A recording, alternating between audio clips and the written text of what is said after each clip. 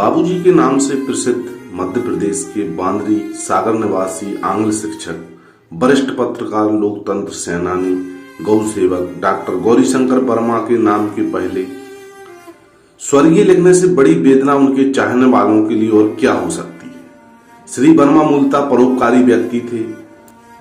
समय के साथ वो स्वयं स्वर्णिम शिखर बन गए, लोगों के हृदय सम्राट बन गए। कर्तव्य पालन के आगे बाबूजी ने अपने प्राणों का मूल्य भी तुच्छ समझा।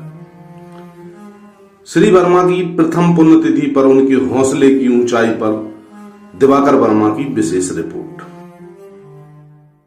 दुनिया में ऐसे जुनूनी लोगों की कमी नहीं है जिन्होंने अपने दम पर कुछ नया करके मिसाल पेश की है। ऐसी शख्सियतें किसी मदद की भी मोहताज नहीं होती। 11 दिसंबर 1926 को जन्म लेने तथा 8 जनवरी 2024 को दुनिया को अलविदा करने वाले श्री वर्मा की प्रेरणादायक यात्रा आज भी जीवित है। ऐसा बहुत कम होता है जब श्री वर्मा जैसे ऊंचे नैतिक चरित्र वाला व्यक्ति भौतिक संपन्नता तथा पद का लोभ त्याग कर क्षेत्र के लोगों के दुख दूर करने में अपना सारा जीवन लगा देता है। बाबूजी ने अपनी युवावस्था में ही इस असाधारण निष्प्रहता का परिचय दिया।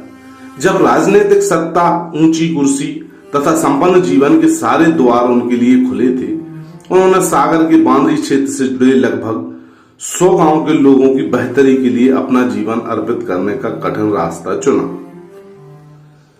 बाबूजी 7 दशक से भी अधिक समय बुंदेलखंड में सक्रिय रहे, शिक्षक के रूप में। डॉक्टर वर्मा का जन्म 11 दिसंबर 1926 को एक शिक्षक परिवार में हुआ था। उनके पिता श्री हरिश्चंद्र वर्मा शासकीय शिक्षक व वैष्णव भक्त थे। ज्येष्ठ भ्राता डॉक्टर रामकृष्ण वर्मा भी अलौकिक शक्ति संपन्न थे। उन्होंने लंबे समय तक गोरखपुर, उत्तर प्रदेश में रहकर गीता प्रेस को अपनी सेवाएं दी। श्री वर्मा ने अपने करियर की शुरुआत अंग्रेजी विषय के शिक्षक के रूप में की थी। लगभग 1 दशक वे अध्यापन कार्य से जुड़े रहे और प्रधान अध्यापक के रूप में उन्हें पदोन्नति भी मिली। गीता प्रेस से जुड़कर रामायण केंद्र चलाए। शिक्षा की अलख जगाने के साथ ही श्री वर्मा ने भारत वर्ष के सर्वोच्च आध्यात्मिक संस्थान गीता प्रेस गोरखपुर द्वारा सन 1947 में आयोजित की गई रामायण की परीक्षा प्रथम श्रेणी में उत्तीर्ण की। श्री वर्मा ने गीता प्रेस से जुड़कर बांद्री, खिमलासा, बरोदिया कला में रामायण केंद्र भी चलाए। श्री वर्मा ऐसा वटवृक्ष थे जिसके नीचे कोई भी व्यक्ति छाया ले सकता था।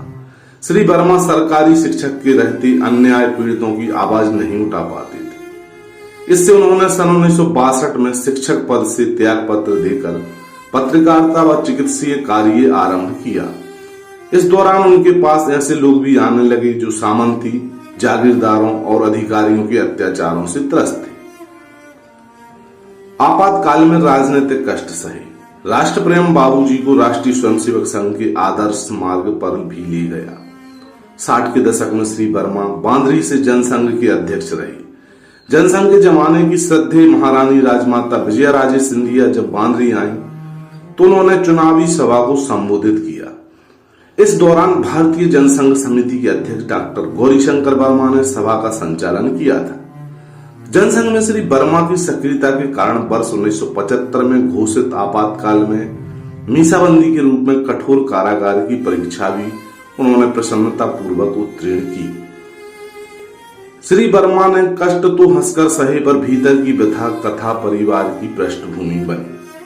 आपातकाल के दौरान राजनीतिक कष्ट उठाने पर लोकतंत्र सेनानी के रूप में भी श्री वर्मा को तत्कालीन राजस्व मंत्री श्री उमाशंकर गुप्ता द्वारा ताम पत्र देकर तो रविंद्र भवन सागर में तत्कालीन केंद्रीय खाद्य एवं नागरिक आपूर्ति मंत्री श्री शरद यादव द्वारा अभिनंदन पत्र देकर सम्मानित किया गया था।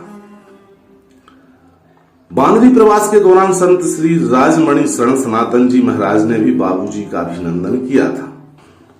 निर्भीक पत्रकारिता कर न्याय दिलाया। श्री वर्मा ने पीड़ित लोगों की आवाज बनने 60 के दशक में ही साप्ताहिक समाचार पत्र भूतेश का प्रकाशन शुरू किया। वे प्रदेश के युग धर्म, स्वदेश, दैनिक भास्कर, नई दुनिया, नवभारत, आचरण, जन जन पुकार जैसे कई प्रतिष्ठित समाचार पत्रों से भी अभिरत रहे और निष्पक्ष निर्भीक पत्रकारिता कर असंख्य लोगों को न्याय दिलाया। वे सुसंस्कृत तथा स्वच्छ व निर्भीक पत्रकारिता के अग्रदूत थे। हिंदी पत्रकारिता के इतिहास में श्री गौरीशंकर वर्मा के लिए ऊंचा स्थान सुरक्षित रहेगा। बाबूजी ने अपनी पत्रकारिता के दौरान कई सामाजिक मुश्किलों से लड़कर व चुनौतियों से टकराकर इस इलाके की तस्वीर बदलने का भी काम किया। उन्होंने बांद्री में उच्चतर माध्यमिक विद्यालय, उप डाकघर, दूरभाष केंद्र, शासकीय आयुर्वेदिक औषधालय, पशु चिकित्सालय स्थापित करने अथक प्रयास किए, तब कहीं सफलता मिली। हमेशा सत्य को जीवन में उतारा। श्री वर्मा की पत्रकारिता से प्रभावित होकर सागर के सांसद रहे व वर्तमान केंद्रीय सामाजिक न्याय और अधिकारिता मंत्री डॉक्टर वीरेंद्र कुमार ने अपने एक पत्र में लिखा था कि श्री वर्मा ने पत्रकारिता जगत के स्थापित आदर्शों के क्षितिज को प्रभावी ढंग से स्पर्श करने का प्रयास किया है।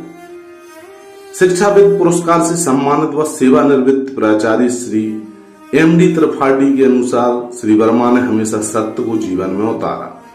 समाजसेवी काशीराम झा कहते हैं कि छात्र जीवन में नमक के दरोगा का अभिनय नाटक में किया तो श्री वर्मा इतने प्रभावित हुए कि वे लंबे समय तक मनी ऑर्डर से पुरस्कार राशि भेजते रहे, जिससे उन्हें भी सत्मार्ग पर चलने की प्रेरणा मिली।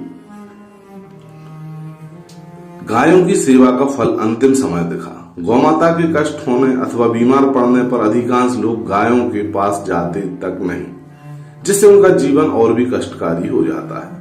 पर श्री वर्मा जीवन भर गायों के सेवक बने रहे। वे घायल व बीमार गायों को अपने घर लाते थे और अपनी ही देख रेख में सेवा इलाज करते थे। श्री वर्मा ने कई बार अकेले ही कसाईयों से टकराकर गायों को उनके चंगुल से भी मुक्त कराया और गौवंश की रक्षा में अविस्मरणीय योगदान दिया। इसी गौ सेवा का फल 9 जनवरी 2024 दिन मंगलवार को उस समय देख लोग आश्चर्यचकित हो गए जब श्री वर्मा को पंचतत्व में विलीन करने की तैयारी की जा रही थी। उसी समय गाय आ गई। गाय सभी लोगों के साथ खड़ी हो गई और पूरी प्रक्रिया में वही मौजूद रही। कुल मिलाकर श्री वर्मा के बारे में यही कहा जा सकता है कि उन्होंने बहुजन हिताय बहुजन सुखाय का मूल मंत्र आत्मसात किया था।